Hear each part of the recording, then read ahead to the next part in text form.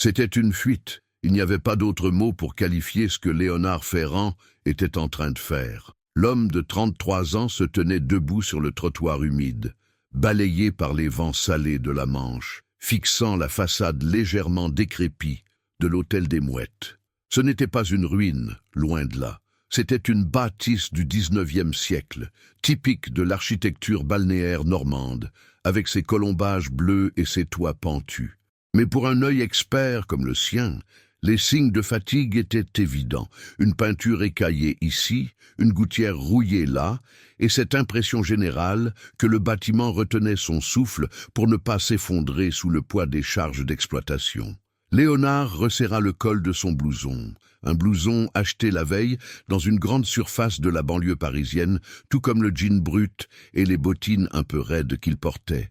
Il avait laissé son costume sur mesure en laine italienne, ses souliers en cuir patiné et sa montre suisse dans le coffre de sa voiture, garée à 3 kilomètres de là, dans un parking public anonyme.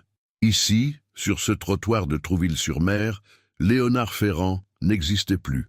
Le PDG du groupe Ferrand & Hotels, l'homme qui signait des acquisitions de palaces à Dubaï ou à New York d'un trait de stylo plume, s'était volatilisé. À sa place se tenait Léo Mottet, un homme qui cherchait simplement le repos et l'oubli. Il inspira profondément l'air iodé, cherchant à calmer le battement frénétique de son cœur. Pourquoi cette angoisse ? Il avait affronté des conseils d'administration hostiles et des actionnaires voraces sans sourciller.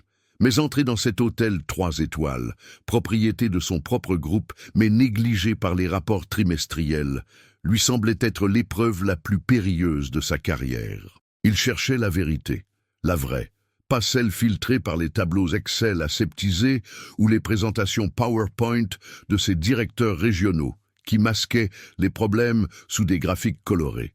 Il voulait savoir pourquoi cet établissement, pourtant situé dans un emplacement privilégié, perdait de l'argent et surtout, il voulait retrouver la sensation d'être un client. Juste un client. Il poussa la porte vitrée. Une clochette tinta joyeusement, un son désuet qui le fit presque sourire. L'intérieur sentait la cire d'abeille et la poussière ancienne, une odeur chaleureuse qui contrastait violemment avec les effluves de thé blanc et d'orchidées vaporisées artificiellement dans les halls de ces hôtels de luxe. Le lobby était désert. Le comptoir de réception, en chêne massif, portait les stigmates de milliers de valises qu'il avait heurtées au fil des décennies. « J'arrive !» cria une voix étouffée venant de l'arrière-boutique. Léonard posa son sac de voyage au sol. Il attendit, observant les détails. Le tapis rouge de l'escalier était élimé au centre. Les appliques murales diffusaient une lumière jaune, un peu faible. C'était imparfait et pourtant, il s'y sentait étrangement moins oppressé que dans son bureau panoramique de la Défense. Une femme apparut derrière le comptoir. Elle n'était pas la réceptionniste. Cela se voyait à sa tenue. Elle portait une blouse de travail bleu ciel, un tablier blanc noué à la taille, et ses cheveux châtains étaient retenus en un chignon un peu lâche, dont quelques mèches s'échappaient pour encadrer un visage d'une douceur frappante. Elle semblait essoufflée, comme si elle venait de courir. Elle tenait une pile de draps propres dans les bras, qu'elle posa délicatement sur une chaise avant de se tourner vers lui. « Bonjour, monsieur. Désolé pour l'attente. La réceptionniste est en pause déjeuner et je donnais un coup de main. » Léonard la fixa un instant, déstabilisé. Dans ces hôtels, le personnel était invisible, ou alors présentait une perfection robotique. Cette femme, avec ses joues légèrement rosies par l'effort et son regard noisette pétillant de bienveillance, était d'une humanité désarmante. « Bonjour », répondit-il, s'efforçant d'adopter un ton neutre, un peu timide, celui de Léo. « J'ai une réservation au nom de Mottet, Léo Mottet. » La jeune femme contourna le comptoir avec une fluidité naturelle et tapa sur le clavier de l'ordinateur. « Ah oui, monsieur Mottet, une chambre simple pour 2 semaines ? C'est rare d'avoir des séjours aussi longs en cette saison, remarqua-t-elle avec un sourire qui plissa le coin de ses yeux. « Vous êtes ici pour le travail ?» La question était banale, polie, mais Léonard sentit une boule se former dans sa gorge. Le mensonge devait commencer maintenant. « Non, mentit-il, pour le repos. J'avais besoin de changer d'air, de m'éloigner de Paris. Elle leva les yeux vers lui, et pendant une fraction de seconde, il eut l'impression qu'elle voyait au-delà de son blouson bon marché, qu'elle voyait la fatigue existentielle qui lui rongeait les os. « Vous avez choisi le bon endroit », dit-elle doucement, en lui tendant une clé lourde, attachée à un porte-clés en laiton. « Ici, le temps passe moins vite. Je suis Isaline, je m'occupe des étages. Si vous avez besoin de quoi que ce soit, n'hésitez pas. La chambre 12 est au premier, vue sur les toits. Mais on aperçoit la mer si on se penche un peu. » Il prit la clé. Leurs doigts s'effleurèrent. Sa main à elle était rêche, celle d'une travailleuse, mais chaude. La sienne était douce, celle d'un bureaucrate, mais froide. « Merci, Isaline, dit-il. » Il se dirigea vers l'escalier, sentant son regard posé sur son dos. Il montait vers la chambre 12, vers l'anonymat, vers le silence. Mais alors qu'il posait le pied sur la première marche, il réalisa que ce n'était pas le décor délabré qui l'avait le plus marqué dans ces 5 premières minutes. C'était la lueur dans les yeux de cette femme de chambre, une lueur qu'il ne savait pas encore nommer, mais qui ressemblait dangereusement à de l'espoir. Léonard ne le savait pas encore, mais en prenant cette clé, il venait de déverrouiller bien plus qu'une simple porte de chambre d'hôtel. Il venait d'ouvrir un chapitre de sa vie qu'il ne pourrait plus jamais refermer. La chambre 12 n'avait rien d'une suite impériale. C'était un espace carré, modeste, tapissé d'un papier peint à motifs floraux qui avait dû être à la mode 30 ans plus tôt, mais qui aujourd'hui tirait sur un beige indéfinissable. Il y avait une armoire en pin, une petite table bancale sous la fenêtre et un lit double recouvert d'un couvre-lit en synthétique rêche. Léonard posa son sac sur le lit. Son réflexe professionnel fut immédiat, chirurgical. Ses yeux scannèrent la pièce à la recherche des défauts, une plainte décollée près du radiateur, une trace d'humidité au plafond, une ampoule grillée dans la lampe de chevet gauche. Dans sa vie d'avant, celle d'hier, il aurait pris une photo avec son téléphone, l'aurait envoyée au directeur régional avec un message cinglant, et le problème aurait été réglé dans l'heure. Ici, Léo Mottet se contenta de soupirer et de s'asseoir sur le matelas. Les ressorts grincèrent en protestation. « Bienvenue chez toi », murmura-t-il pour lui-même. La première nuit fut agitée. Habitué au silence absolu des vitrages phoniques et à la climatisation filtrée, Léonard fut assailli par la réalité du bâtiment. Les tuyauteries chantaient dès qu'un voisin prenait une douche, le parquet craquait comme un navire en mer et le vent de la Manche sifflait à travers les jointures de la fenêtre. C'était bruyant, vivant, et curieusement, cela l'empêchait de sombrer dans ses pensées habituelles de bilan comptable et de stratégie boursière. Au petit matin, le soleil perça timidement à travers les rideaux fins. Léonard se leva, le dos un peu raide, et descendit vers la salle du petit déjeuner. La pièce était vide de clients.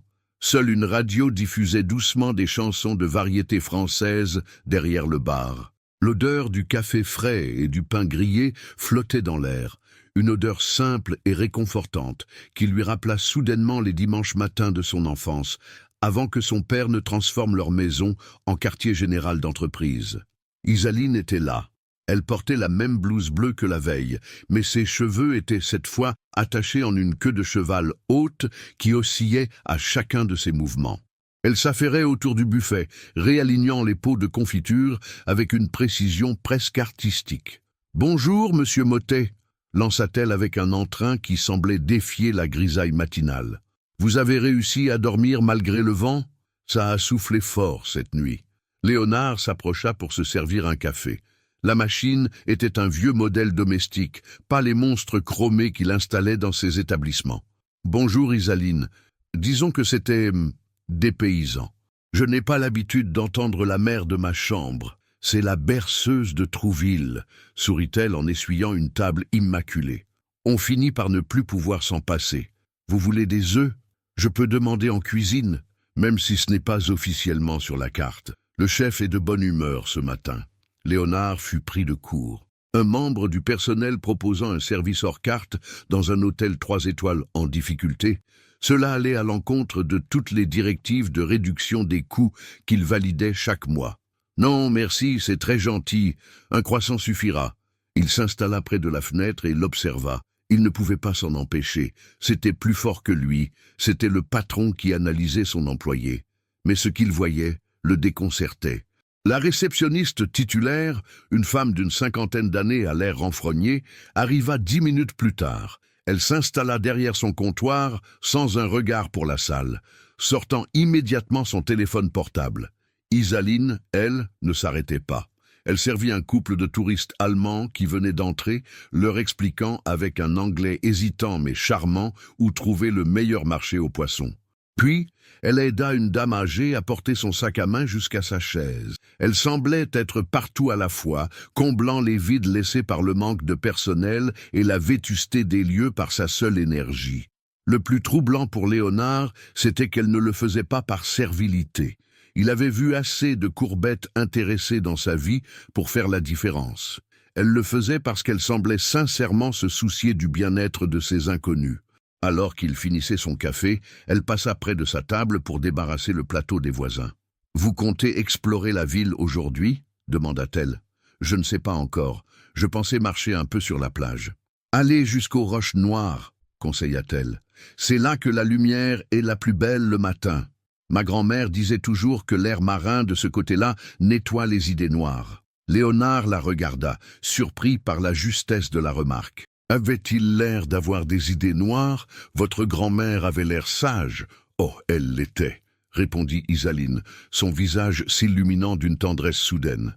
Elle disait que le luxe, ce n'est pas ce qui brille, c'est ce qui nous fait nous sentir vivants. Elle reprit sa pile d'assiettes et s'éloigna vers la cuisine, laissant Léonard seul avec cette phrase qui résonnait en lui comme une sentence. Le luxe, c'est ce qui nous fait nous sentir vivants. Il regarda autour de lui. Les murs étaient défraîchis, le café était moyen, et sa chaise était inconfortable. Et pourtant, pour la première fois depuis des années, Léonard Ferrand ne regardait pas sa montre. Il était simplement là, assis dans la lumière grise de la Normandie, curieux de voir ce que cette journée et cette femme étrange allaient lui apprendre. Léonard suivit le conseil d'Isaline. Il marcha jusqu'aux Roches Noires, là où la plage de Trouville s'arrondit, pour laisser place à des falaises crayeuses. Le vent lui fouettait le visage, piquant et revigorant. Pour la première fois depuis des mois, le bruit incessant de ses pensées, les fusions, les acquisitions, les cours de la bourse, fut couvert par le fracas régulier des vagues. Il se sentait minuscule face à l'océan, et cette sensation était, contre toute attente, un soulagement absolu. Vers midi, il reprit le chemin de l'hôtel. En franchissant le seuil, il fut accueilli non pas par le calme habituel, mais par un éclat de voix. Dans le petit hall, un livreur en tenue rouge, visiblement excédé, tapait du pied devant le comptoir désert. « Il n'y a donc personne dans cette baraque pour signer un bon de réception » aboya-t-il en consultant sa montre. « J'ai une tournée à finir, moi. » Léonard s'apprêtait à intervenir, son instinct de patron reprenant le dessus pour gérer ce dysfonctionnement inacceptable. Lorsque la porte de l'office s'ouvrit à la volée, Isaline apparut, essuyant ses mains sur son tablier. « Je suis là, pardonnez-nous » lança-t-elle, avec un calme olympien qui trancha net avec l'agitation du livreur. La réceptionniste a dû s'absenter pour une urgence. C'était un mensonge poli, Léonard l'avait deviné. Il avait vu la réceptionniste fumer une cigarette au coin de la rue 5 minutes plus tôt. « C'est pas trop tôt » grogna l'homme en lui tendant une tablette électronique. 3 cartons de produits d'entretien. Ils sont lourds. Je les laisse là, je ne suis pas payé pour faire le porteur dans les étages. Il tourna les talons sans un merci, laissant Isaline face à 3 cartons volumineux empilés au milieu du passage. Elle soupira discrètement, retira une mèche de cheveux de son front et se pencha pour saisir le premier paquet. « Laissez !» intervint Léonard. Il s'était avancé sans réfléchir. Isaline sursauta et se redressa, surprise. « Monsieur Mottet, je ne vous avais pas vu. Ne vous inquiétez pas, j'ai l'habitude. C'est juste de la lessive et du savon liquide. C'est trop lourd pour vous, insista-t-il, en saisissant le carton du dessus avec une facilité déconcertante. Dites-moi où ça va. » Elle hésita, visiblement gênée de voir un client jouer les manutentionnaires, mais la fatigue dans ses yeux eut raison de sa fierté. « C'est très gentil. C'est au fond du couloir, la porte battant à gauche, la réserve. » Ils firent 2 voyages. Léonard découvrit l'envers du décor, une pièce exiguë, éclairée par un néon clignotant, où s'entassaient pêle-mêle draps, produits ménagers et vieux aspirateurs. L'organisation laissait à désirer, un chaos qui aurait valu un blâme immédiat à n'importe quel manager de Ferrand & Hotels. Mais ici, c'était le royaume d'Isaline, et elle semblait naviguer dans ce désordre avec une familiarité touchante. Alors qu'il posait le dernier carton, le téléphone portable d'Isaline, posé sur une étagère, vibra. Elle jeta un coup d'œil à l'écran, et son visage se crispa. « Excusez-moi, je dois... C'est ma sœur. » Elle décrocha, tournant légèrement le dos par pudeur. Léonard fit mine d'examiner une étagère pour lui laisser un peu d'intimité, mais dans le silence de la petite pièce, il ne put s'empêcher d'entendre. « Oui, Manon, je sais que tu as besoin de ces livres pour la rentrée, ma chérie. Non, ne t'inquiète pas, je vais m'arranger, j'ai pris des heures supplémentaires ce week-end.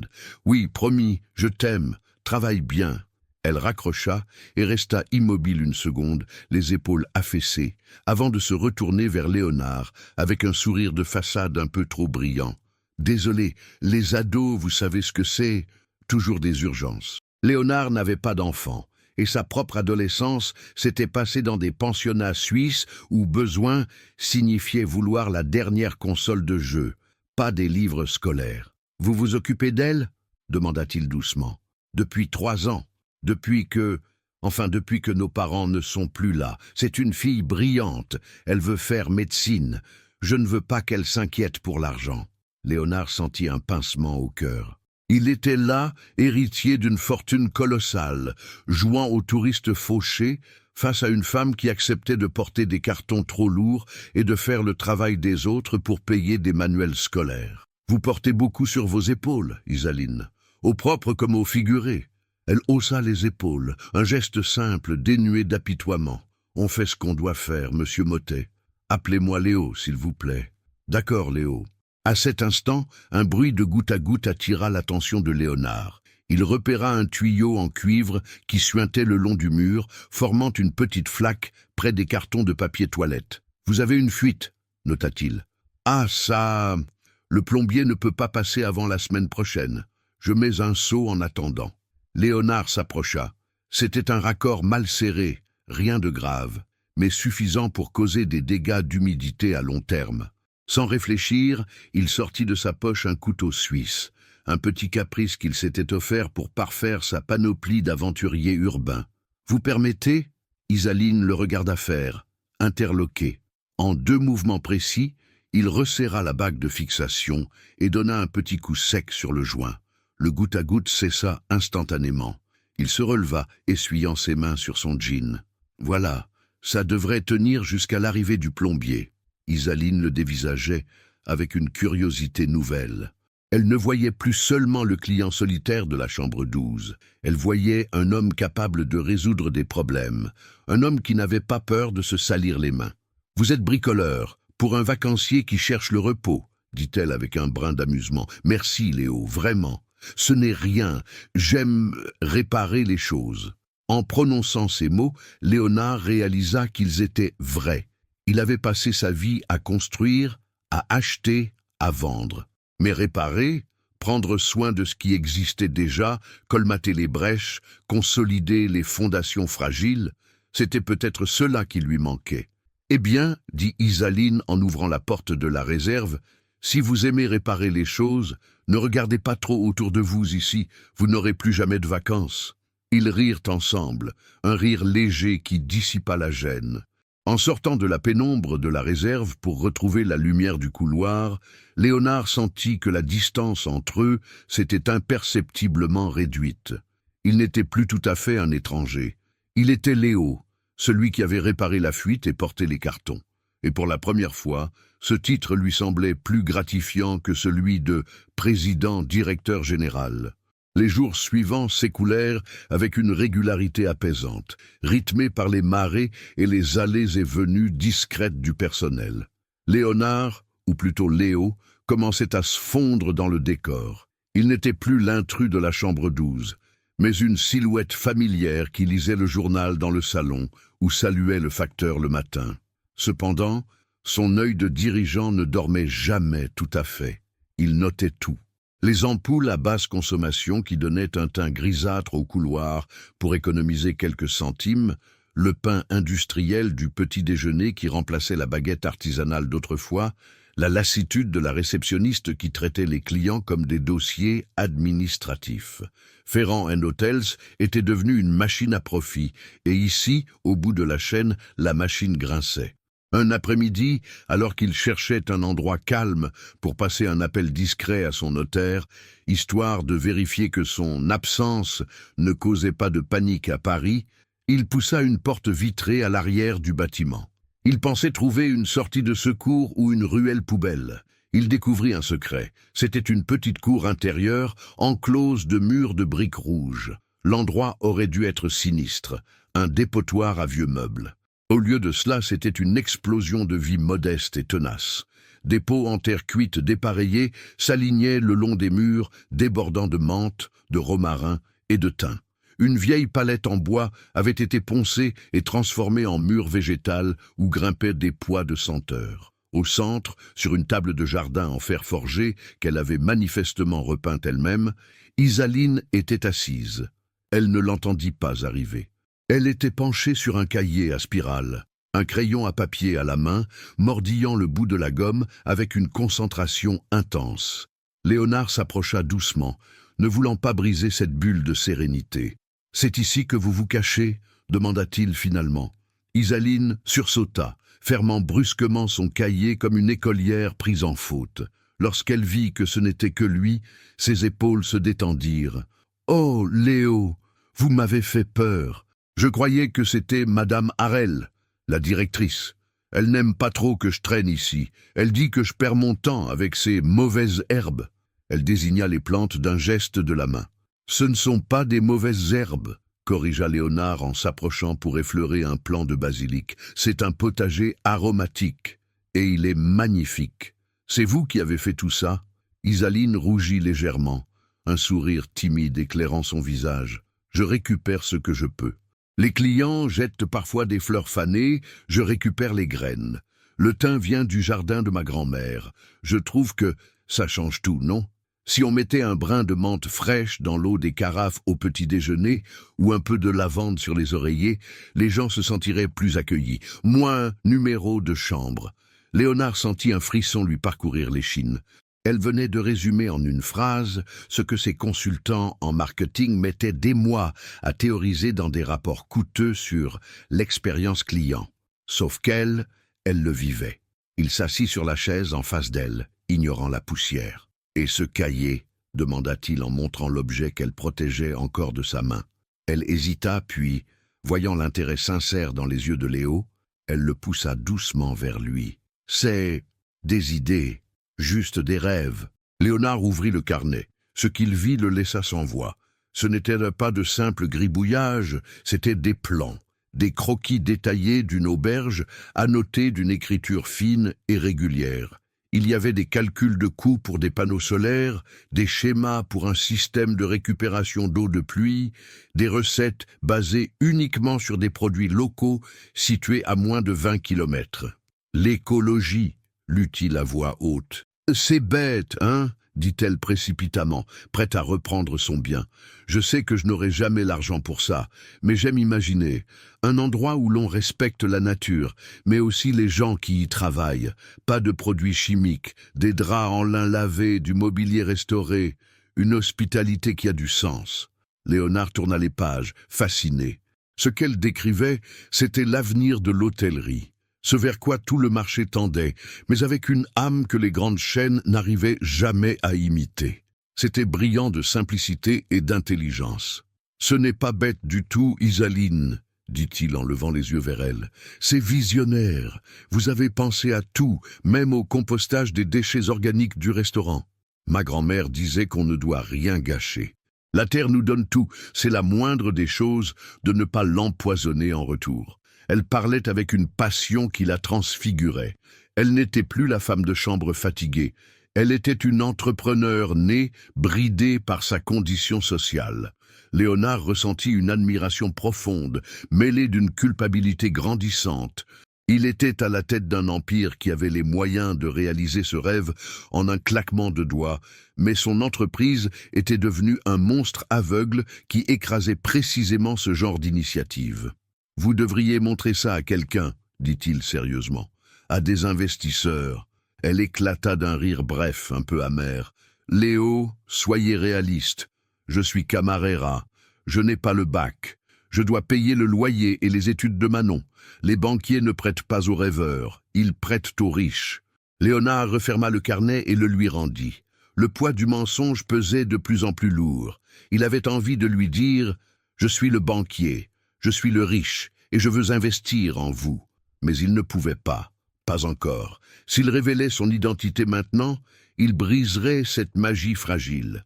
Elle verrait le patron, le grand capital, pas l'homme qui l'écoutait dans un jardin de briques et de brocs. « Parfois, la vie réserve des surprises, » murmura-t-il, plus pour lui-même que pour elle. « Ne rangez pas ce carnet trop loin, Isaline. On ne sait jamais. » Elle le regarda, intriguée par le ton prophétique de sa voix, mais le bruit de la porte s'ouvrant les interrompit. « Isaline, c'est ici que tu te caches. La chambre 4 a demandé des oreillers supplémentaires il y a 10 minutes. » C'était la voix perçante de la gouvernante. La magie s'évapora. Isaline se leva d'un bond, récupérant son carnet et son masque de subalterne. « J'y vais tout de suite, pardon. » Elle adressa un dernier regard à Léonard, un mélange de gratitude pour l'avoir écouté et de regret de devoir partir. « Merci de ne pas vous être moqué, Léo. » Elle disparut dans le couloir sombre. Léonard resta seul au milieu des herbes aromatiques et du silence revenu. Il prit une feuille de menthe, la froissa entre ses doigts et inspira l'odeur puissante.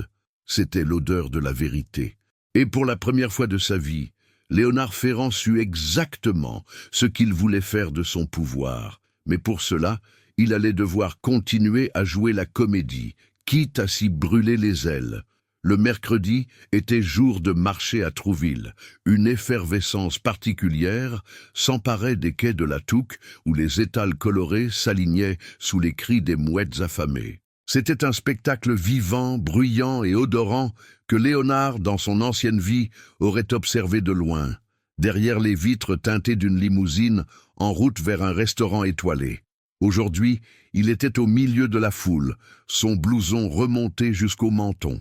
Il aimait cet anonymat. Personne ne le dévisageait pour estimer sa fortune. On le bousculait simplement parce qu'il marchait trop lentement. Il l'aperçut près de l'étal d'un maraîcher bio, un petit stand modeste tenu par un vieil homme à la casquette vissée sur la tête. Isaline ne portait pas sa blouse de travail, mais un jean délavé et un gros pull en laine torsadé couleur crème qui la faisait paraître plus jeune, presque adolescente. Elle riait en discutant avec le vendeur, examinant avec attention des carottes tordues et pleines de terre. Léonard hésita. Devait-il l'aborder ? La barrière entre le client et l'employé était déjà fissurée, mais ici, à l'extérieur, elle risquait de voler en éclats. Poussé par une force qu'il ne cherchait plus à combattre, il s'avança.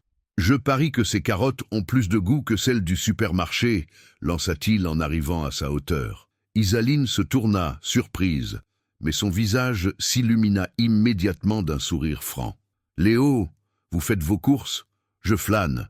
Je cherche l'inspiration pour mon déjeuner. »« Alors vous êtes au bon endroit, » dit-elle en payant le maraîcher avec quelques pièces. « Monsieur Martin a les meilleurs légumes de la région. Ils ne sont pas beaux, mais ils sont vrais. C'est pour, vous savez, mes tests de recettes. Pour le futur. » Elle rougit légèrement en mentionnant son projet secret, comme si elle avait peur d'avoir trop parlé la veille dans le jardin. « Vous avez déjeuné ?» demanda Léonard, saisissant l'opportunité au vol. « Pas encore. J'allais manger un sandwich sur la jetée avant de récupérer Manon au lycée. Laissez-moi vous inviter. Un vrai déjeuner. Pas un sandwich. » Le visage d'Isaline se ferma imperceptiblement. Une ombre de méfiance passa dans ses yeux noisettes. « C'est très gentil, Léo, mais je ne peux pas, je ne suis pas... enfin, ce n'est pas convenable. Et puis, je dois faire attention à mes dépenses. » Léonard comprit son erreur. Il avait parlé comme Léonard Ferrand, l'homme qui sort sa carte gold pour tout régler. Il devait redevenir Léo Mottet. Je ne parlais pas du Louis XIII, rectifia-t-il avec un sourire en coin. Je parlais de la baraque à frites là-bas. J'ai une envie terrible de moules frites, mais je déteste manger seul, et je suis sûr que vous connaissez les meilleures sauces. Isaline le dévisagea, cherchant une trace de pitié ou de condescendance. Elle ne trouva qu'une envie sincère de partage. Son expression s'adoucit. D'accord pour les moules, mais chacun paie sa part. C'est ma condition. Affaire conclue. Ils s'installèrent sur une table en bois bancal, face au port de pêche, avec 2 barquettes en carton fumantes. Le vent jouait avec les mèches folles d'Isaline, qui devait sans cesse les remettre derrière son oreille. C'était un geste simple, répétitif, que Léonard trouvait hypnotisant. Ils parlèrent de tout, de rien. De la météo capricieuse, des touristes parisiens qui envahissaient la ville le week-end, Léonard rit jaune à cette remarque, et de la beauté rude de la Normandie. « Vous ne parlez jamais de vous, Léo », remarqua soudain Isaline en piquant une frite. « Je vous ai raconté ma vie, mes soucis, mon projet. Mais vous êtes un mystère. Vous dites que vous êtes ici pour vous reposer, mais vous avez les mains douces de quelqu'un qui n'a jamais touché une pelle, et pourtant, vous savez réparer une fuite d'eau comme un pro. Qui êtes-vous vraiment ?» Léonard se figea, une moule à mi-chemin de sa bouche. La question était posée sans malice, mais elle visait juste. « Je suis quelqu'un qui a passé beaucoup de temps à construire des choses qui ne duraient pas, » improvisa-t-il, cherchant la vérité dans le mensonge. « Je travaillais dans la gestion, des bureaux, des chiffres, des réunions. J'ai eu l'impression de perdre mon temps, de perdre ma vie à la gagner, comme on dit. » Il posa sa fourchette et regarda l'horizon gris-bleu. « Mon père m'a appris à être efficace, rentable, mais il a oublié de m'apprendre à être heureux. Alors, j'ai tout laissé en plan pour quelques semaines, pour voir si je pouvais recommencer, autrement. » Isaline l'écoutait avec une intensité grave. Elle posa doucement sa main sur l'avant-bras de Léonard. Le contact brûla à travers la manche de son blouson. « C'est courageux, » dit-elle doucement. « Beaucoup de gens se plaignent de leur cage dorée, mais peu osent en ouvrir la porte. Vous trouvez ça courageux? Je trouve ça lâche. J'ai fui. Vous, Isaline, vous restez. Vous vous battez. Pour votre sœur, pour votre hôtel imaginaire. C'est vous qui êtes courageuse. » Elle retira sa main, gênée par le compliment, mais ses yeux brillaient. « Tiens, on a tous nos batailles, Léo. Peut-être que vous aviez juste besoin de trouver la bonne armure avant de retourner au combat. » Un silence confortable s'installa entre eux, seulement troublé par le cliquetis des mâts des bateaux. Léonard sentit une paix profonde l'envahir. Pour la première fois, quelqu'un le voyait non pas comme une fonction ou un portefeuille, mais comme un homme en quête de sens. Et ironiquement, c'était la seule personne à qui il mentait éhontément. Il regarda sa montre. « Je ne veux pas vous mettre en retard pour Manon. »« Oh, vous avez raison !» s'exclama-t-elle en se levant précipitamment. Ils marchèrent ensemble jusqu'au lycée. Au moment de se séparer, Isaline se tourna vers lui. « Merci pour ce déjeuner, Léo. C'était bien. Ça faisait longtemps que je n'avais pas juste discuté avec quelqu'un. Merci à vous, Isaline. » Il la regarda s'éloigner vers le portail de l'école, sa silhouette fragile mais déterminée se fondant dans la foule des élèves. Léonard resta planté là un moment, le cœur battant un peu trop vite. Il réalisait avec effroi qu'il ne jouait plus un rôle. Il tombait amoureux. Et dans sa position, c'était la pire chose qui pouvait arriver. Car comment bâtir une histoire d'amour sur une fondation de mensonges? Le retour à l'hôtel, après cette parenthèse enchantée sur le port, fut brutal. L'atmosphère dans le hall était lourde, chargée d'électricité statique et de tensions non dites. Léonard le sentit dès qu'il franchit le seuil. Il était tard, presque 19 heures. Isaline aurait dû finir son service depuis 30 minutes. Mais elle était encore là, à genoux dans le couloir du premier étage, frottant frénétiquement une tache sombre sur la moquette usée. Au-dessus d'elle se tenait Madame Harel, la directrice de l'établissement. C'était une femme sèche, aux traits tirés par une anxiété permanente qu'elle transformait en agressivité envers son personnel. Léonard l'avait croisée 2 fois. Elle passait son temps enfermée dans son bureau à fumer, laissant l'hôtel dériver comme un bateau ivre. « C'est inadmissible, Isaline », aboyait-elle, sa voix résonnant désagréablement dans le couloir vide. Le client de la 14 arrive demain matin. Si cette tache de vin n'est pas partie, je déduirai le nettoyage professionnel de votre prime. Et vous savez qu'elle n'est déjà pas bien grosse. Isaline ne répondit pas. Elle frottait, le dos courbé, les épaules secouées par un rythme qui trahissait l'épuisement. « Et ne me faites pas ce regard de chien battu », continua la directrice. « Vous êtes payé pour que cet hôtel soit impeccable. Si vous n'êtes pas capable de gérer une simple tâche, il y a 10 filles qui attendent votre place à l'agence d'intérim. » Léonard sentit une colère froide, pure et tranchante, monter en lui. C'était la colère du patron qui voyait ses valeurs piétinées, mais aussi celle de l'homme qui voyait la femme qu'il admirait être humiliée. Il eut envie de s'avancer, de décliner son identité, de dire « Vous êtes viré, prenez vos affaires ». Il fit un pas en avant, les poings serrés, mais il s'arrêta net. S'il faisait ça, il sauvait Isaline de l'instant, mais il la perdait pour toujours. Elle saurait qu'il lui avait menti, qu'il était le grand chef, celui qui appartenait à ce monde de hiérarchie impitoyable. Madame Harel tourna les talons, satisfaite de sa petite démonstration de pouvoir, et disparut dans l'escalier de service. Léonard attendit quelques secondes, puis s'approcha doucement. Isaline avait arrêté de frotter. Elle regardait ses mains rougies par le détergent agressif. Une larme, une seule, roulait sur sa joue. Il s'accroupit à côté d'elle, sans dire un mot. Il prit le chiffon des mains d'Isaline. « Non, Léo, laissez. Je dois finir, murmura-t-elle, la voix brisée. « Vous ne finirez rien du tout avec ce chiffon, dit-il calmement. Cette moquette est synthétique. Si vous frottez trop fort, vous allez brûler la fibre, et ce sera pire. » Il se leva, alla dans sa chambre située juste à côté, et revint avec une bouteille d'eau gazeuse qu'il avait achetée le matin même, et une serviette propre. « L'eau gazeuse décolle les tanins, » expliqua-t-il en versant doucement le liquide sur la tache. « Il ne faut pas frotter, il faut tamponner. » Il s'exécuta avec une patience méthodique. Isaline le regardait faire, hébétée. Elle voyait cet homme, qui quelques heures plus tôt parlait de liberté et de choix de vie, se mettre à genoux pour réparer les dégâts d'un autre. « Pourquoi vous faites ça ?» demanda-t-elle finalement. « Vous êtes client. Ce n'est pas votre place. »« Ma place est là où je peux être utile, » répondit-il, sans lever les yeux de sa tâche. « Et je ne supporte pas l'injustice. Ce qu'elle vient de vous dire, c'est du management par la terreur. C'est inefficace et c'est cruel. C'est comme ça partout, Léo. On serre les dents. J'ai besoin de ce travail. Manon a besoin de cours particuliers de maths et... Vous valez mieux que ça, la coupa-t-il doucement.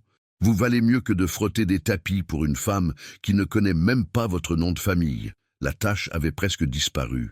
Il tamponna une dernière fois, puis se redressa en lui tendant la main pour l'aider à se relever. « Voilà, c'est fini. Maintenant, rentrez chez vous. » Isaline se releva, ses jambes tremblant légèrement de fatigue. Elle était si proche de lui qu'il pouvait sentir son parfum, un mélange de savon simple et de vanille. Elle le fixa droit dans les yeux, et Léonard vit quelque chose changer dans son regard. La barrière de la méfiance venait de céder pour de bon. « Vous êtes un homme étrange, Léo Mottet, » dit-elle dans un souffle. « Vous parlez comme un livre, vous agissez comme un sauveur, et vous vous habillez comme un ouvrier. Je ne sais pas qui vous êtes, mais merci. Allez, dit-il, la gorge serrée. Je vous raccompagne jusqu'à la porte. Il fait noir. » Ils descendirent en silence. Devant l'entrée de l'hôtel, sous la lumière jaune du lampadaire, Isaline hésita un instant. Puis, dans un élan spontané, elle se haussa sur la pointe des pieds et déposa un baiser rapide, léger comme une plume, sur la joue de Léonard. « À demain, Léo !» Elle s'éloigna rapidement dans la nuit, serrant son gilet contre elle. Léonard resta immobile, la main posée sur sa joue, là où ses lèvres s'étaient posées. Il était le propriétaire de centaines d'hôtels. Il avait des comptes en banque dans 3 pays, mais à cet instant précis, sous le crachin normand, il se sentait comme l'homme le plus riche du monde. Cependant, alors qu'il rentrait dans le hall désert, son regard tomba sur le registre ouvert à la réception. Le nom de Madame Harel y figurait. Il sortit son téléphone de sa poche, celui qu'il n'utilisait jamais, le téléphone crypté professionnel. Il composa un mémo vocal, la voix glaciale. Note pour la DRH. Audit complet de la direction de l'Hôtel des Mouettes à Trouville. Vérifiez le turnover du personnel et les plaintes non traitées. Je veux un dossier sur mon bureau lundi matin. Priorité absolue. Il rangea le téléphone. Il protégeait Isaline, oui. Mais en agissant ainsi, il commençait dangereusement à mélanger Léo Mottet et Léonard Ferrand. Et il savait que ce mélange était explosif. Le dimanche, l'Hôtel des Mouettes semblait somnoler. Le rythme effréné de la semaine ralentissait, la directrice était absente et une atmosphère de trêve tacite régnait dans les couloirs. Léonard descendit tardivement. Depuis le baiser sur la joue de la veille, il se sentait comme un adolescent maladroit. Il avait passé 1 heure à choisir sa tenue, un pull bleu marine simple et un pantalon chino, pour avoir l'air soigné sans paraître riche.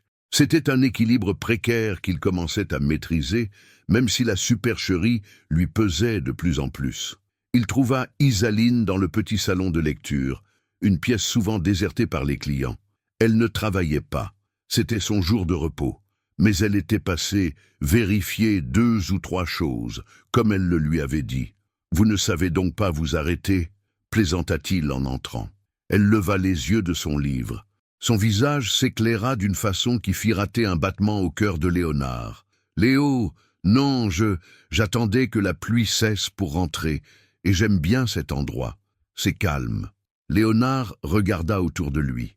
La pièce était charmante, mais vieillotte, encombrée de fauteuils en velours élimé. « Il y a un endroit que je voudrais vous montrer, » dit-elle soudainement, une lueur de malice dans les yeux. « Personne n'y va jamais. C'est interdit au public, mais...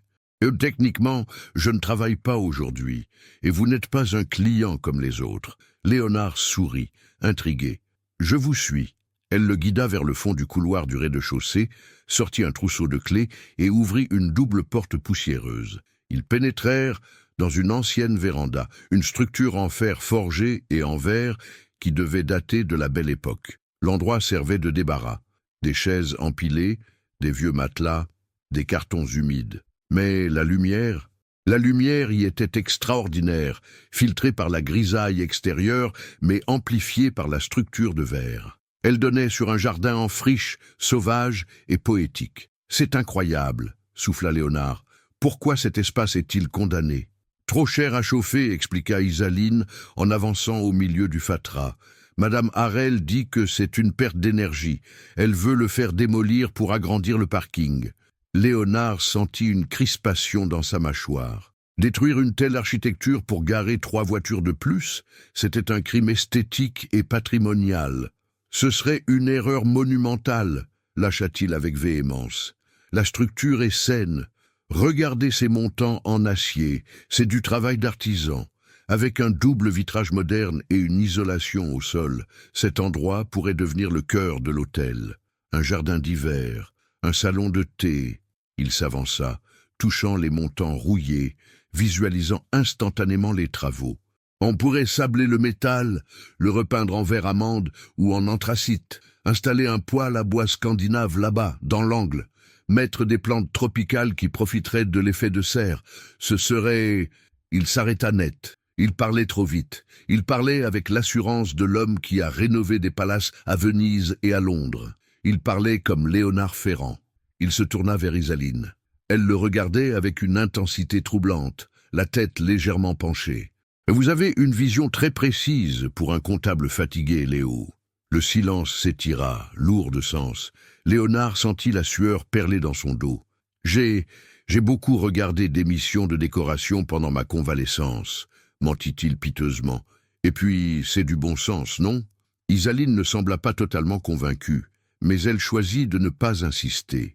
Elle s'approcha d'une vitre sale et traça un cercle avec son doigt dans la poussière, révélant le vert profond du jardin. « C'est exactement ce que j'avais dessiné dans mon carnet, » dit-elle doucement. « Un lieu où l'intérieur et l'extérieur se mélangent, où les gens peuvent respirer. » Elle se tourna vers lui et ils se trouvèrent soudain très proches.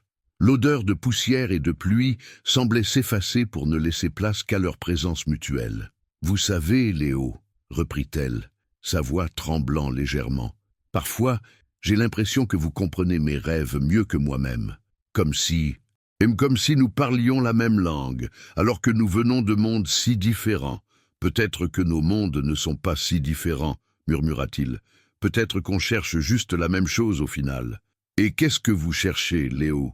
La question flottait entre eux, chargée d'attente. Léonard regarda les lèvres d'Isaline, puis ses yeux, où il lisait une invitation muette, mais terrifiante. S'il l'embrassait maintenant, il scellait un pacte basé sur un mensonge. Mais s'il ne l'embrassait pas, il reniait la seule vérité qu'il ressentait depuis des années.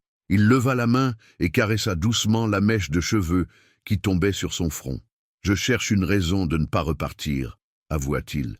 Isaline ferma les yeux à son contact, un soupir lui échappant. « Alors ne repartez pas tout de suite. Le moment était parfait, trop parfait. » Et comme pour rappeler à Léonard que la réalité finit toujours par se venger, une sonnerie stridente retentit. C'était son téléphone. Pas le vieux modèle qu'il utilisait pour Léo Motet. Non, c'était le smartphone crypté, celui qu'il avait oublié d'éteindre après son appel à la DRH la veille. Il vibrait contre sa hanche avec l'insistance d'une alarme incendie. Il recula brusquement, brisant le charme. « Je dois prendre ça.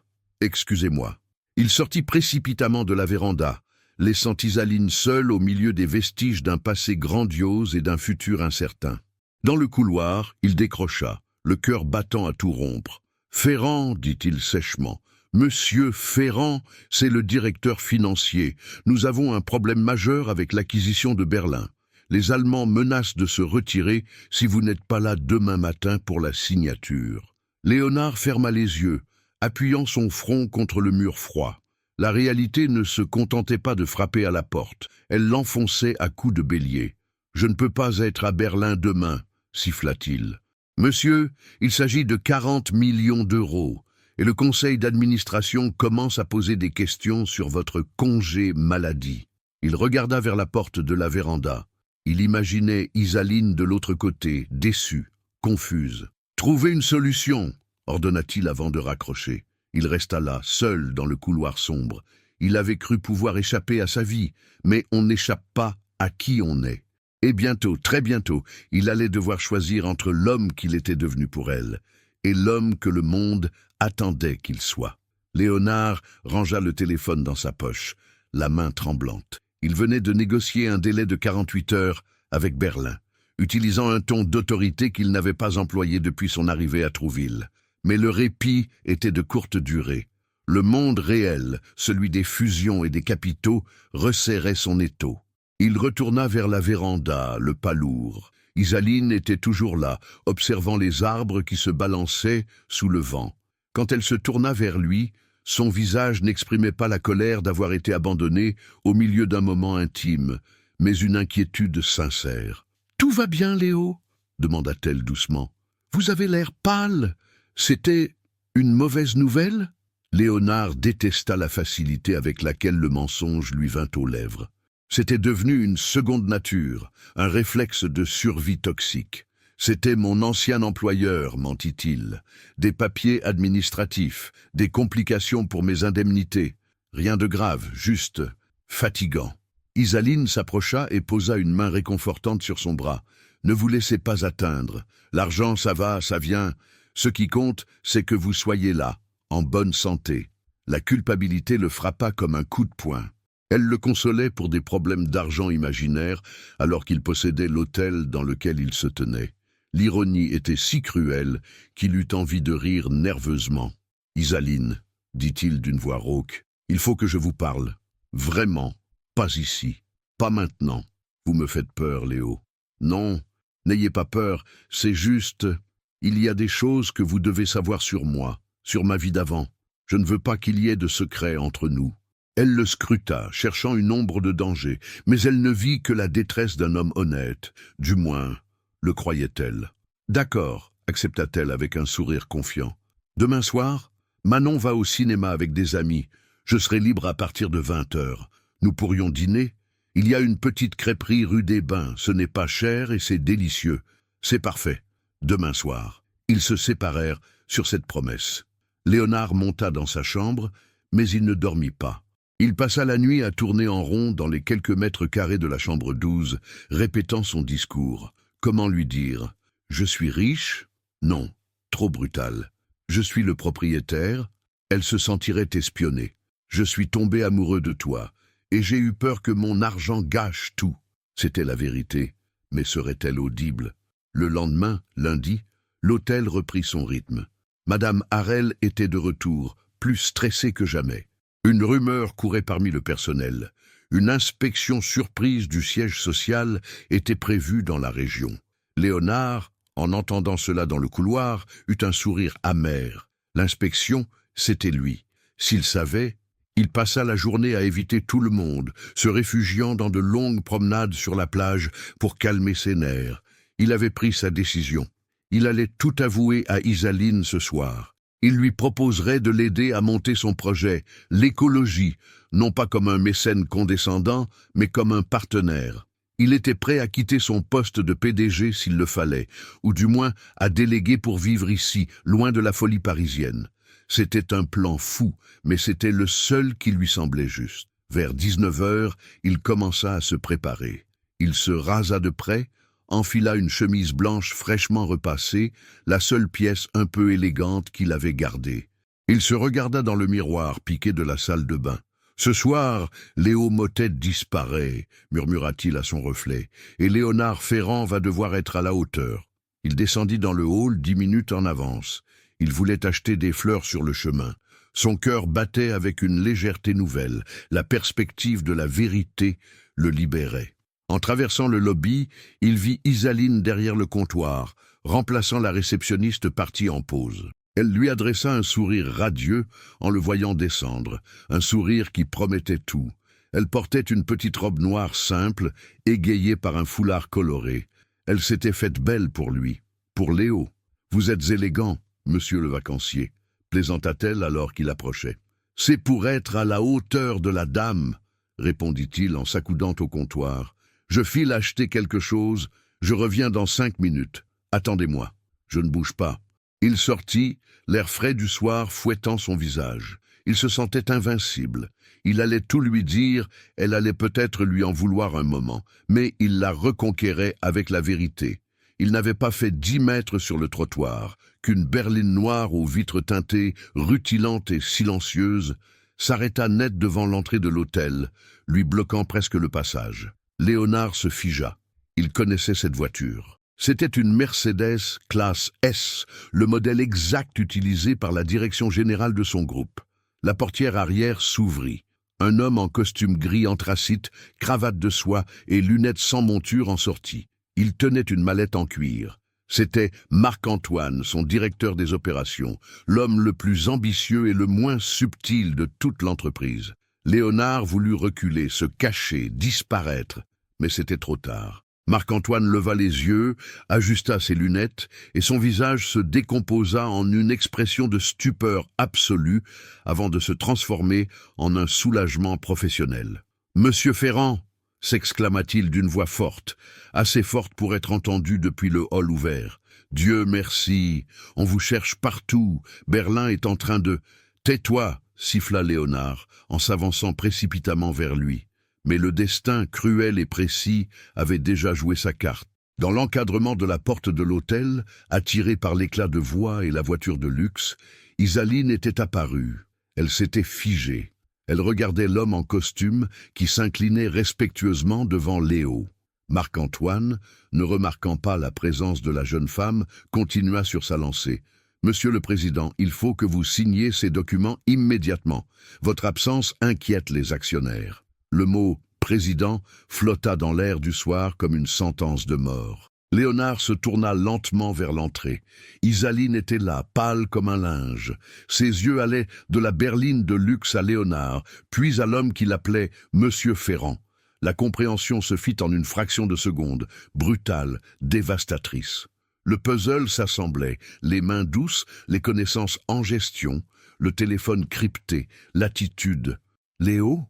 murmura-t-elle, la voix tremblante. Ce n'était pas une question, c'était un adieu. Le mot « président » avait claqué comme un coup de fouet, laissant dans son sillage un silence assourdissant. Sur le trottoir humide de Trouville, le temps sembla se suspendre. Les bruits de la ville s'estompèrent, ne laissant place qu'au ronronnement discret du moteur de la Mercedes et au bruit du vent dans les oreilles de Léonard. Il ne regardait plus Marc-Antoine. Il ne voyait qu'Isaline. Elle se tenait là, pétrifiée, serrant son petit sac à main contre sa poitrine, comme une armure dérisoire. Son regard, d'habitude si chaleureux, s'était vidé de toute lumière. Elle observait Léonard, comme on observe un étranger, ou pire, un imposteur, dont on découvre le vrai visage. « Isaline !» commença Léonard, s'avançant d'un pas, la main tendue. Elle recula instinctivement.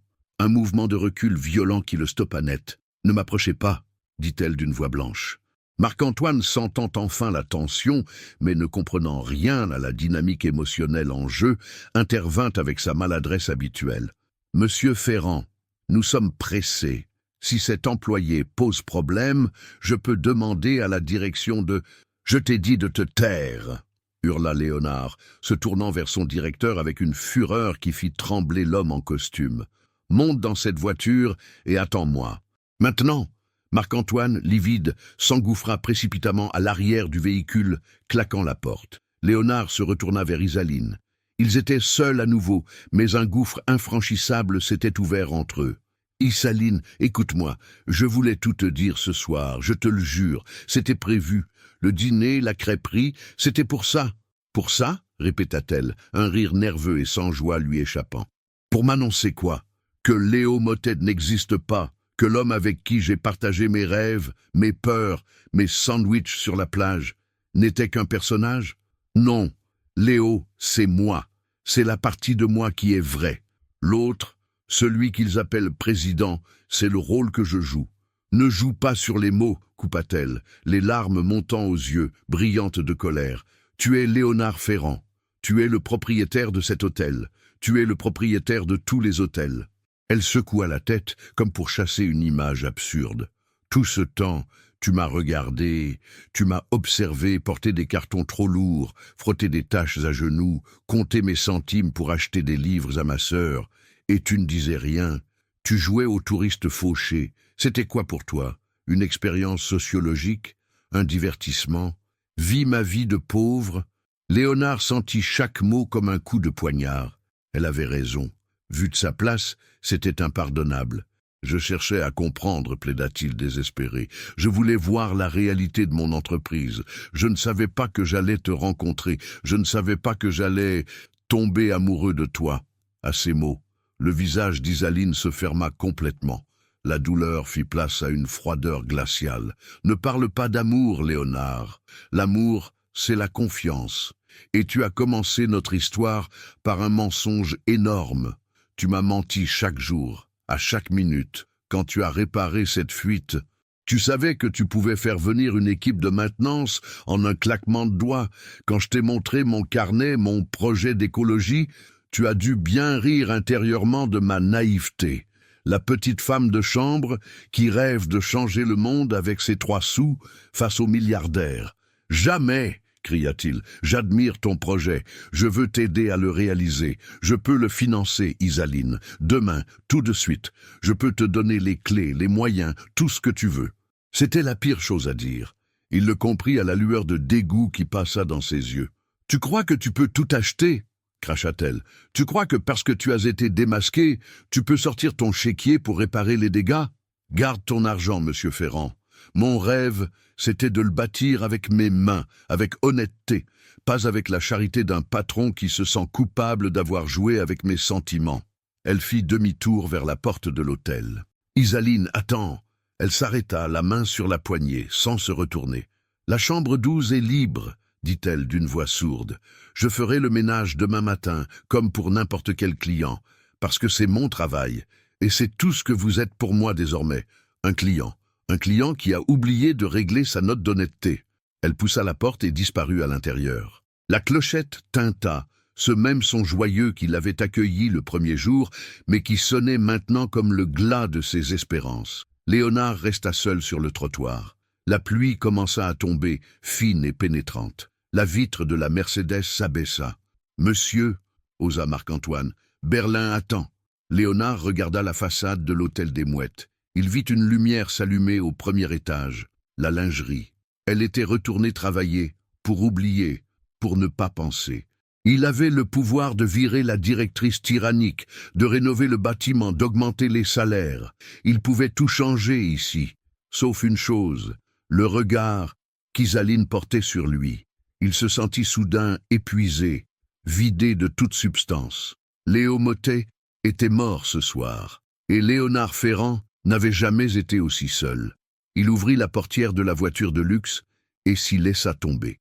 L'odeur du cuir neuf lui donna la nausée. « On rentre à Paris », dit-il en fermant les yeux. La voiture démarra en silence, l'emportant loin de la mer, loin de la vérité, loin d'elle. Paris n'était pas gris comme on le disait souvent. Vu du 32e étage de la tour Ferrand et Hôtels à la Défense, Paris était une grille géométrique d'acier et de verre, froide et implacable. Léonard était assis au bout de l'immense table de conférence en marbre noir. Autour de lui, 12 hommes et femmes en costume sombre s'applaudissaient poliment. Le dossier Berlin était clos. L'acquisition était signée. Les actions du groupe avaient pris 3% depuis l'ouverture de la bourse ce matin-là. C'était un triomphe absolu, et Léonard n'avait jamais ressenti un vide aussi abyssal. « Une coupe de champagne, monsieur le président », proposa Marc-Antoine, qui rayonnait d'orgueil, comme si l'épisode humiliant de Trouville n'avait jamais existé. Léonard regarda la flûte en cristal qu'on lui tendait. Les bulles montaient à la surface, parfaites, identiques, éphémères. « Non, dit-il sèchement. Café. » Un jeune stagiaire, terrifié, s'approcha avec un plateau d'argent. Il tremblait si fort que la tasse en porcelaine cliquetait contre la sous-tasse. Léonard observa les mains du garçon. Elles étaient rouges, gercées. « Comment tu t'appelles » demanda Léonard, interrompant les félicitations du directeur financier. Le silence tomba sur la salle de réunion, comme une chape de plomb. On ne parlait pas au petit personnel lors d'un closing. « Je m'appelle Thomas, monsieur. » « Thomas, dit Léonard en le regardant droit dans les yeux, tu as l'air épuisé, tu fais quels horaires ? J'arrive à 6 heures pour préparer les salles et je pars après le nettoyage du soir, vers 21 heures, monsieur. C'est normal, c'est pour le stage. Léonard sentit la colère d'Isaline remonter en lui. Tu crois que tu peux tout acheter ? Ce n'est pas normal, Thomas. À partir de demain, tu fais des horaires légaux et tu es payé. Il se tourna vers Marc-Antoine, dont le sourire s'était figé. « Je veux un audit complet des conditions de travail de tous les stagiaires et du personnel de service du siège, d'ici ce soir. Mais, monsieur Ferrand, nous avons le dîner de gala avec les investisseurs allemands. Annulez-le, ou allez-y sans moi, j'ai du travail. » Il se leva et quitta la salle, laissant derrière lui une assemblée médusée. De retour dans son bureau, ce sanctuaire insonorisé qui lui semblait désormais être une cellule de prison, Léonard desserra sa cravate. Il étouffait. Les souvenirs de Trouville l'assaillaient sans répit. L'odeur de la mer, le goût des moules frites sur le port, le rire d'Isaline dans la réserve. Tout cela semblait appartenir à une autre vie, une vie qu'il avait touchée du doigt et qu'il avait brisée par sa lâcheté. Il s'assit à son bureau et ouvrit le dossier confidentiel que la DRH avait déposé plus tôt. Rapport d'incident. Hôtel des Mouettes. La lecture fut édifiante. Plaintes ignorées. Heures supplémentaires non payées. Harcèlement moral de la part de la direction locale. Madame Harel avait transformé l'hôtel en tyrannie domestique, sous le règne de Léonard Ferrand, l'absent, l'indifférent. Il décrocha son téléphone. « Ici Ferrand, vous virez Harel, immédiatement. Faute grave. Et vous nommez un directeur intérimaire avec pour consigne stricte de doubler le budget maintenance et d'augmenter le personnel d'étage de 15% rétroactivement sur l'année. Bien, monsieur. Autre chose. Oui, envoyez-moi le dossier personnel d'Isaline Mendes. 5 minutes plus tard, le fichier apparut sur son écran. Il y avait sa photo d'identité, un peu floue, où elle ne souriait pas. Il parcourut son CV. Pas de diplôme prestigieux, mais une expérience terrain irréprochable. Des appréciations élogieuses des clients. Et cette note en bas de page, refus de promotion au poste de gouvernante, manque de qualifications académiques. Léonard frappa du poing sur la table. Des règles stupides, des barrières de verre. Il ouvrit un tiroir et en sortit une feuille de papier à en-tête. Il prit son stylo-plume. Il voulait lui écrire, lui dire qu'il avait viré la directrice, lui dire qu'il changeait les choses. « Chère Isaline », écrivit-il. Il s'arrêta.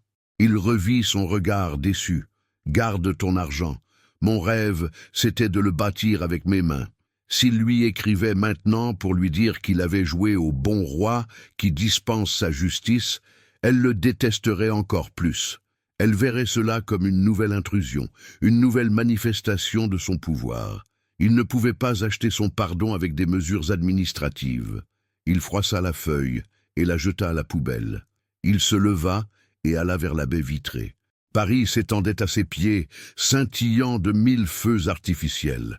Il comprit alors que le changement ne devait pas être une simple réparation. Il ne s'agissait pas de changer une ampoule ou de resserrer un joint, comme il l'avait fait dans la réserve. Il fallait revoir les fondations, il devait devenir l'homme qu'Isaline avait entrevu, mais à l'échelle de son empire. Il devait prouver, non pas par des mots, mais par une transformation radicale, qu'il avait compris sa leçon. Il retourna à son bureau, non pas pour signer des chèques, mais pour travailler. Il ouvrit un nouveau document sur son ordinateur. Il ne l'intitula pas « Plan stratégique 2026 ». Il l'intitula « Projet écologie, déploiement global ». Il allait travailler. Il allait souffrir en silence, loin d'elle. Et quand il reviendrait, car il savait qu'il reviendrait, il n'aurait pas les mains vides. Il aurait entre les mains un monde nouveau, bâti sur les rêves qu'elle avait dessinés dans un cahier à spirale, au fond d'un jardin secret. La nuit tomba sur la Défense, mais la lumière du bureau de Léonard Ferrand ne s'éteignit pas. Pour la première fois de sa carrière, il ne travaillait pas pour le profit, il travaillait pour l'espoir. L'automne s'était abattu sur la côte normande avec une violence mélancolique. Les pluies étaient plus froides, les vents plus mordants, et la mer avait pris cette teinte gris-fer qui décourageait les touristes. À l'hôtel des Mouettes, le calme aurait dû revenir avec la basse saison. Mais paradoxalement, l'établissement n'avait jamais été aussi effervescent. Pour Isaline, chaque jour était une épreuve d'endurance émotionnelle. Elle continuait de faire les chambres, de plier les serviettes, de passer l'aspirateur. Mais le lieu avait changé. Madame Harel avait disparu du jour au lendemain, remplacée par un monsieur Lefebvre, un homme rondouillard et poli qui saluait chaque femme de chambre par son prénom et qui avait fait installer une machine à café gratuite dans la salle de pause. Ses collègues étaient aux anges. « C'est incroyable », chuchotait Julie, la plus jeune des caméristes, en déballant les nouveaux chariots de ménage ergonomiques qui venaient d'être livrés. Ils ne grincent pas, et regarde, on a reçu des uniformes en coton bio. Il paraît que le siège a débloqué un budget énorme. On a même eu une prime de pénibilité sur la fiche de paie d'octobre. Isaline hochait la tête, forçant un sourire. Tout le monde voyait ces changements comme une bénédiction divine. Elle seule y voyait la signature de Léonard. C'était sa façon à lui de s'excuser. Pas de lettres, pas d'appel, pas de confrontation, juste de l'argent.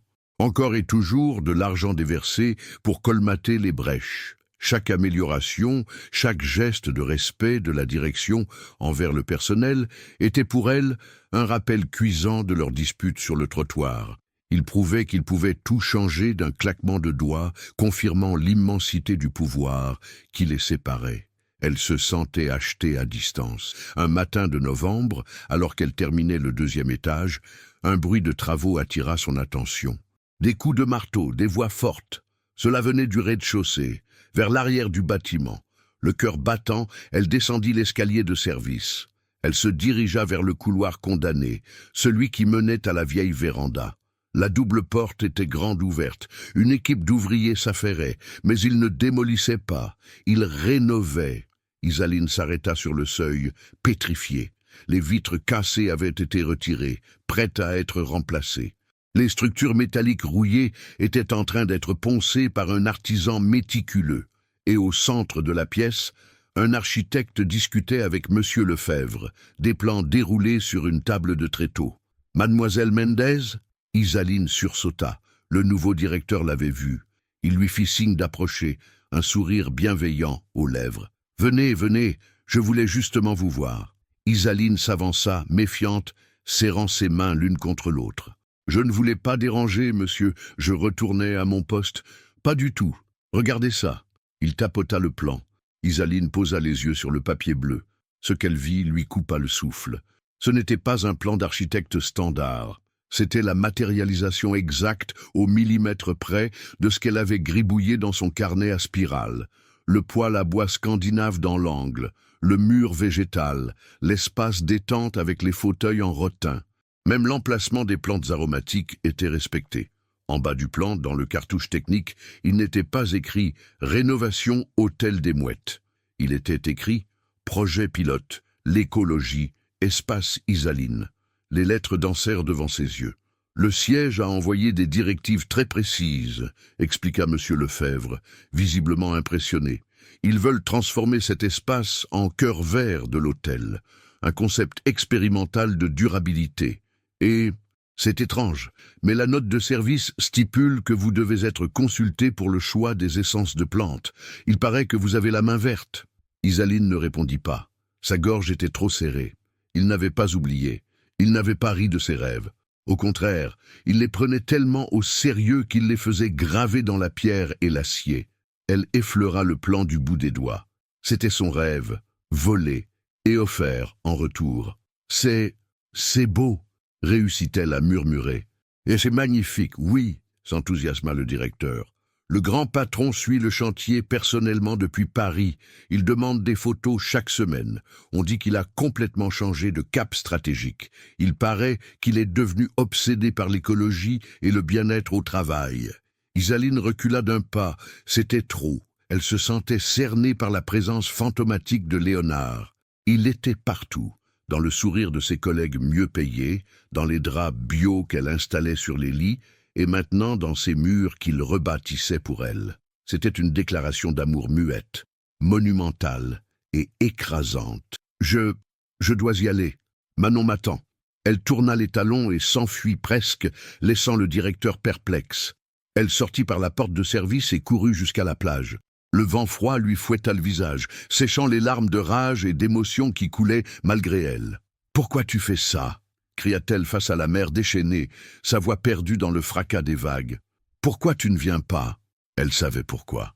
Il respectait sa demande. Ne m'approchez pas. Il tenait parole pour la première fois. Il changeait le monde autour d'elle sans l'effleurer, espérant peut-être qu'un jour, ce serait elle qui franchirait la distance.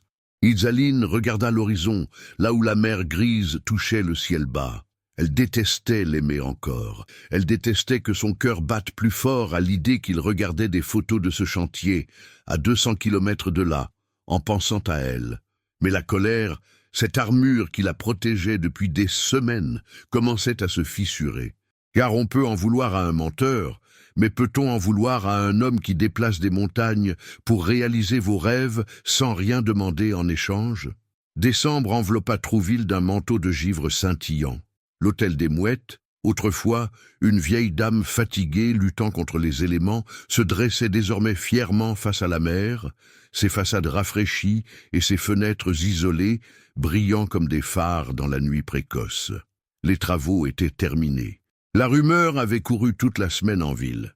L'inauguration du nouvel espace, baptisé sobrement le jardin d'hiver, aurait lieu ce soir-là. Ce n'était pas une soirée de gala réservée à l'élite parisienne, comme le craignait Isaline.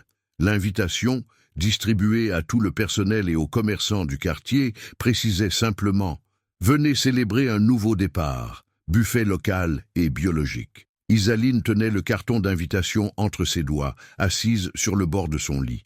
C'était du papier recyclé, épais et granuleux. Au dos, une phrase avait été ajoutée à la main, à l'encre bleue, d'une écriture qu'elle reconnut instantanément, pour l'avoir vue sur le registre de l'hôtel des mois plus tôt. « Venez voir si j'ai bien retenu la leçon. » Elle. « Tu vas y aller, n'est-ce pas ?» demanda Manon, qui révisait ses cours de biologie à son bureau. Isaline sursauta. « Je ne sais pas. Je ne suis pas sûre d'avoir envie de jouer les figurantes dans son spectacle de rédemption. »« Aïssa, arrête !» soupira sa sœur en se tournant vers elle. « Regarde-toi. Depuis qu'il est parti, tu lis les articles de presse sur lui en cachette. Tu sais qu'il a lancé un programme de tourisme responsable dans tout le groupe. Tu sais qu'il a viré la moitié de son conseil d'administration. Ce n'est pas du spectacle. Il a changé. Isaline posa le carton. Sa sœur avait cette clairvoyance agaçante des adolescents. Ce n'est pas si simple, Manon. Il m'a menti. Il t'a menti sur son nom, oui. Mais est-ce qu'il t'a menti sur ce qu'il ressentait?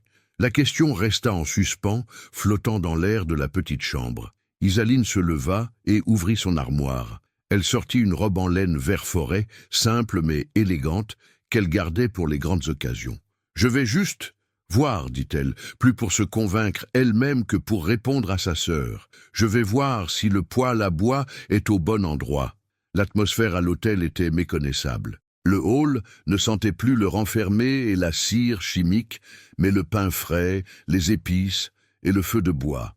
Une douce musique acoustique remplaçait la radio commerciale. Il y avait du monde, le maraîcher du marché, le boulanger, l'équipe de ménage au grand complet, tous un verre de cidre bio à la main, souriant et détendu. Isaline traversa la foule, le cœur battant la chamade. Elle cherchait une silhouette, tout en espérant ne pas la trouver. Elle se dirigea vers l'ancienne véranda. Elle s'arrêta sur le seuil, le souffle coupé. C'était parfait. C'était mieux que parfait car c'était réel. Les murs végétaux respiraient la vie.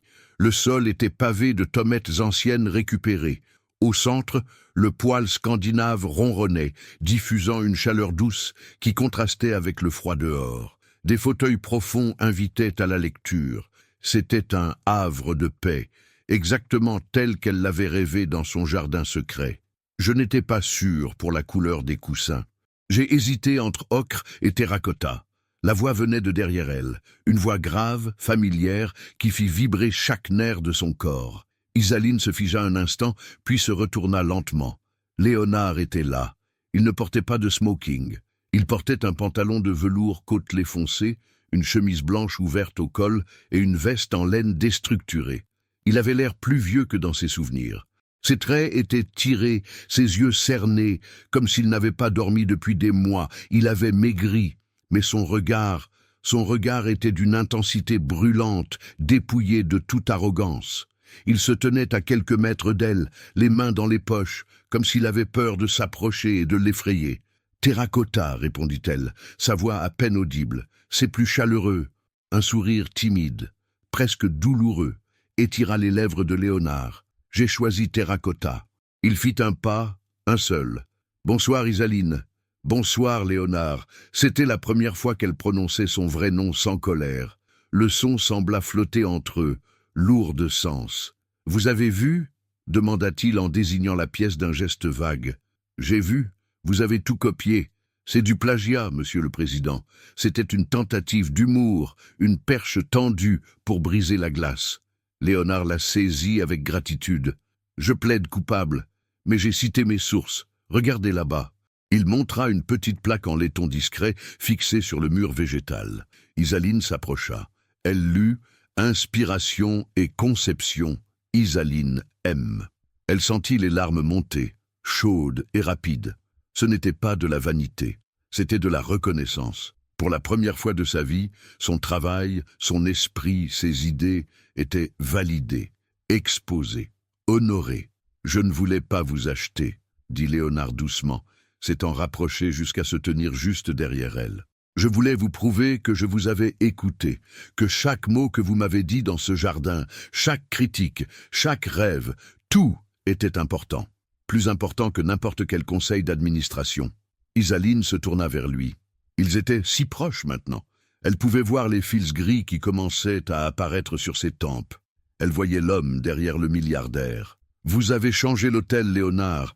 C'est indéniable. Mais est-ce que vous avez changé l'homme ?» Il soutint son regard sans flancher.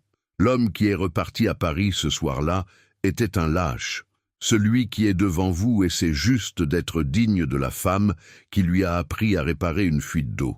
Je ne sais pas si j'ai changé, Isaline, je sais juste que je ne suis plus complet sans vous. » Autour d'eux, les rires et les conversations continuaient, indifférents au drame silencieux qui se jouait près du poêle à bois. « C'est facile de faire de beaux discours quand on a réussi son projet, » dit-elle, luttant contre l'envie de se jeter dans ses bras. « Mais la confiance, Léonard, c'est comme un vase brisé. Même recollé, on voit les fissures. Alors laissez-moi passer le reste de ma vie à polir les fissures jusqu'à ce qu'elles deviennent de l'or, répondit-il avec une ferveur qui la bouleversa. Le kintsugi, l'art de sublimer les blessures.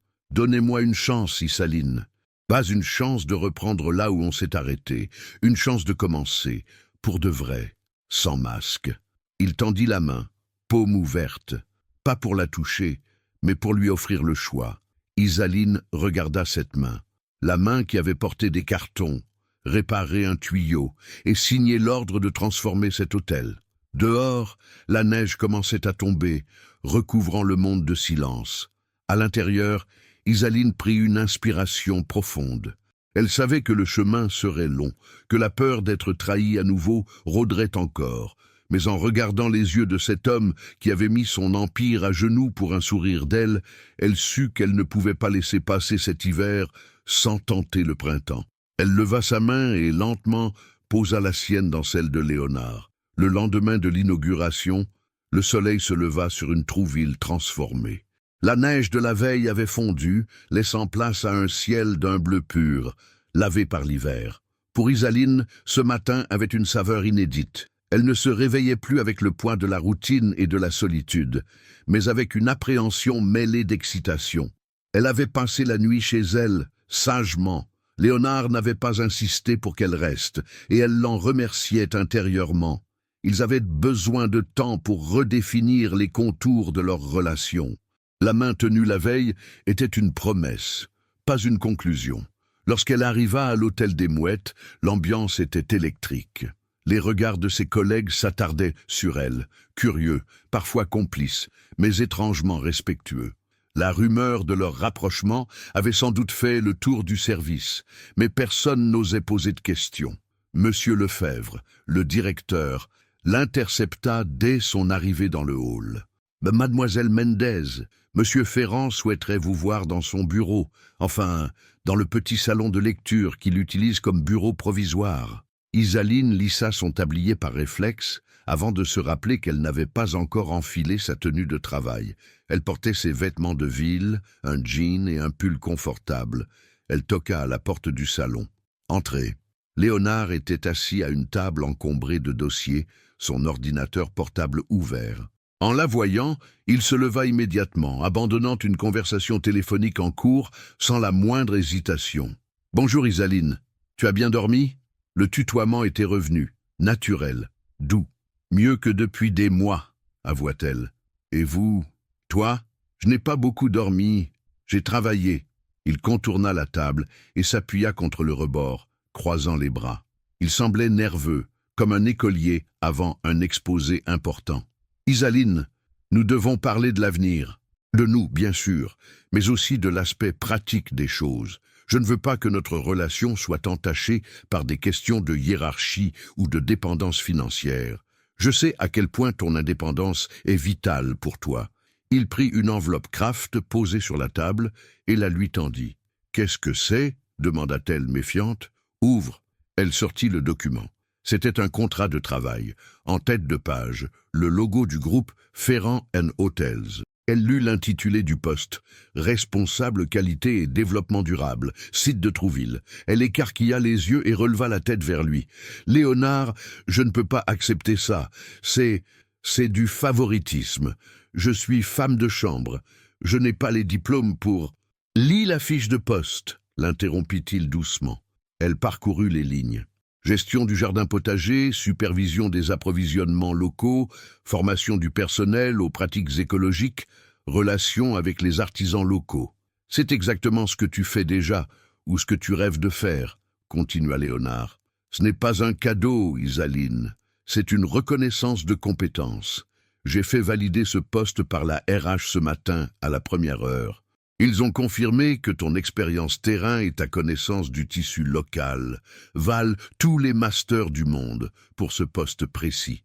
Il s'approcha d'elle, réduisant la distance. Si tu restes femme de chambre, alors que nous sommes ensemble, les gens parleront. Ils diront que tu es protégée. Mais si tu prends ce poste, un poste de direction que tu as créé toi-même par tes idées, personne ne pourra rien dire. Parce que tu seras légitime, tu seras ma partenaire, dans la vie et dans ce projet. Isaline regarda le papier trembler légèrement entre ses doigts. Elle vit le salaire proposé. C'était 3 fois ce qu'elle gagnait. De quoi payer les études de médecine de Manon sans s'endetter sur 20 ans. De quoi respirer. Et si nous deux, ça ne marche pas, demanda-t-elle, sa voix se brisant sur cette peur réaliste. C'est un CDI, répondit Léonard avec un sourire rassurant. Même si je suis un idiot et que je te perds à nouveau, tu gardes ton poste. Tu es protégé par le droit du travail, pas par mes sentiments. Je voulais que tu aies cette sécurité, que tu ne sois plus jamais dépendante du bon vouloir d'un patron. Les larmes lui montèrent aux yeux. Ce n'était pas une déclaration d'amour romantique avec des violons. C'était une déclaration de respect. C'était la preuve ultime qu'il avait compris qui elle était. Une femme qui ne voulait pas être sauvée, mais qui voulait qu'on lui donne les armes pour se battre. « J'ai une condition, dit-elle, en reniflant pour ravaler ses larmes. » Léonard haussa un sourcil, amusé. « Je t'écoute. Je suis en position de faiblesse, là. Je veux continuer à m'occuper du potager moi-même. Je ne veux pas juste superviser. J'ai besoin de garder les mains dans la terre. » Léonard rit, un rire franc et libéré qui illumina la pièce. « Accordé, c'est dans tes attributions. » Il lui tendit un stylo. Isaline signa le bas de la page, scellant son destin. En posant le stylo, elle sentit un poids immense quitter ses épaules. Elle n'était plus la petite Camareira invisible. Elle était Isaline Mendez, responsable. Et elle était aimée par l'homme qui la regardait comme si elle était la 8e merveille du monde. « Maintenant que les affaires sont réglées, dit Léonard en reprenant le contrat, j'ai une autre proposition, moins formelle. Ah oui ? Il fait beau, la marée est basse. J'aimerais me promener sur la plage avec toi. Pas en tant que Léo Mottet, le faux touriste, mais en tant que Léonard, l'homme qui espère désespérément pouvoir t'embrasser avant le déjeuner. » Isaline sourit, un sourire radieux qui chassa les dernières ombres de l'automne. « Dans ce cas, monsieur le directeur, je crois que j'ai un créneau libre dans mon emploi du temps. » Ils sortirent de l'hôtel main dans la main, sous le regard bienveillant de la réceptionniste. Dehors, l'air était vif, mais pour la première fois, Isaline n'avait pas froid. Ils marchèrent vers la mer, 2 silhouettes se découpant sur l'horizon, prêtes à écrire le dernier chapitre d'une histoire qui ne faisait que commencer. 6 mois s'étaient écoulés depuis ce matin d'hiver sur la plage. Le printemps avait éclaté sur la Normandie avec une exubérance contagieuse, transformant la côte grise en une fresque de bleu profond et de vert tendre. L'hôtel des Mouettes n'était plus simplement un établissement de bord de mer. C'était devenu, grâce aux bouche à oreille et à quelques articles élogieux dans la presse spécialisée, un modèle de renouveau hôtelier. Le concept écologie attirait une nouvelle clientèle, des citadins en quête de sens, des familles cherchant à renouer avec la nature et des curieux venus voir ce miracle de gestion humaine et écologique. Isaline traversa le jardin intérieur d'un pas assuré. Elle ne portait plus de blouse, mais une tenue de lin élégante, adaptée à ses fonctions. Elle tenait un panier d'osier rempli de romarin et de lavande fraîchement coupée, destiné à l'atelier de création de tisanes qu'elle animait pour les clients chaque mardi matin. En passant devant la réception, elle vit Manon, sa sœur, qui riait avec le nouveau stagiaire. Manon avait réussi ses examens avec brio et travaillait à l'hôtel pour la saison estivale avant d'entamer sa faculté de médecine à la rentrée. La voir si insouciante, si légère, fut pour Isaline la plus belle des victoires. La précarité, cette bête noire qui avait rôdé autour de leur foyer pendant des années, avait été chassée définitivement. Isaline sortit sur la terrasse principale, face à la mer. Léonard était là. Il était assis à une table ombragée, son ordinateur portable ouvert, mais il ne regardait pas l'écran. Il regardait l'horizon, une tasse de café à la main. Il ne portait plus les costumes étriqués de sa vie parisienne, ni les vêtements bon marché de Léo Mottet. Il avait trouvé son propre style, une élégance décontractée qui lui ressemblait enfin. Il partageait désormais sa semaine entre le siège à la Défense, où il continuait de bousculer les codes du capitalisme hôtelier, et Trouville, où il venait puiser l'énergie nécessaire pour mener ses batailles. Sentant la présence d'Isaline, il se retourna. Son visage s'illumina de ce sourire qui n'appartenait qu'à elle. « Tu as fini ton atelier ? demanda-t-il en lui tirant une chaise pour qu'elle s'assoie près de lui. Presque. Madame Durand voulait absolument connaître le secret de ma verveine. Je crois que je vais finir par écrire un livre de recettes, plaisanta-t-elle en posant son panier sur la table. Léonard prit une brindille de lavande et la fit tourner entre ses doigts. Tu devrais. Tu as tant de choses à transmettre. Un silence apaisant s'installa, bercé par le ressac des vagues en contrebas. Isaline observa le profil de l'homme qu'elle aimait. Elle repensa à tout le chemin parcouru, à la colère, à la trahison, à la peur. Tout cela semblait si loin aujourd'hui, balayé par la constance et la tendresse qu'il lui témoignait, jour après jour. « Tu sais, dit-elle doucement, j'ai repensé à ce que tu m'as dit le jour où tout a explosé, que tu cherchais à comprendre la réalité de ton entreprise. » Léonard grimaça légèrement, le souvenir restant douloureux. C'était une excuse maladroite. Peut-être, mais c'était nécessaire. Si tu n'avais pas mis ce masque de Léo Mottet, tu ne serais jamais entré dans cet hôtel, tu ne m'aurais jamais vu. Tu serais passé en coup de vent, entouré de tes directeurs, et je n'aurais été qu'une silhouette en blouse bleue dans un couloir. Léonard posa sa main sur celle d'Isaline. C'est vrai, je portais un masque pour me cacher, mais c'est ce masque qui m'a permis d'être vrai pour la première fois. Léo Mottet n'était pas un mensonge, Isaline. C'était la version de moi qui attendait d'être libérée. C'était l'homme que je voulais être, mais que mon nom m'interdisait de devenir. Et maintenant, demanda-t-elle, qui es-tu? Il plongea son regard dans le sien, intense et serein.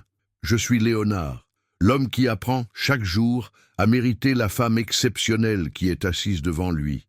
Je suis l'homme qui a compris que la richesse ne se compte pas en millions d'euros, mais en moments comme celui-ci. Il se leva et lui tendit la main, l'invitant à se lever aussi. Il l'entraîna vers la balustrade, face à l'immensité bleue. « J'ai un nouveau projet, murmura-t-il à son oreille. « Encore? Tu veux refaire la toiture » ria-t-elle. « Non, c'est un projet plus personnel. Je veux acheter la petite maison de gardien, celle en briques rouges, au bout du sentier des douaniers, celle que tu regardes à chaque fois qu'on passe devant. » Isaline sentit son cœur s'arrêter une seconde. C'était une ruine charmante, isolée, face à la mer, son château imaginaire. Pour en faire quoi? Une annexe de l'hôtel? Non, pour en faire notre maison, si tu es d'accord. Si tu penses que le vase brisé est suffisamment réparé pour abriter un avenir commun. Isaline se tourna vers lui. Les larmes de joie brouillèrent sa vue, mais elle vit clairement l'amour infini dans les yeux de Léonard. Elle vit la vérité nue, sans artifice, sans mensonge. Le vase est plus solide qu'avant, Léonard. Les fissures sont devenues de l'or. Elle se haussa sur la pointe des pieds et l'embrassa. Ce n'était pas un baiser de cinéma, ni un baiser volé dans l'urgence. C'était un baiser de promesse, scellé par le vent marin et la lumière du printemps. Ils restèrent là, enlacés, regardant l'horizon. Léo Mottet avait disparu, Léonard Ferrand avait changé, et Isaline Mendez avait trouvé sa place. Ils avaient appris la plus dure et la plus belle des leçons. Il faut parfois se perdre, et même se cacher, pour finir par se trouver soi-même dans le regard de l'autre. Le soleil était au zénith, illuminant la façade de l'hôtel des Mouettes. La clochette de l'entrée tinta joyeusement, annonçant de nouveaux voyageurs. La vie continuait, belle, imprévisible et vraie.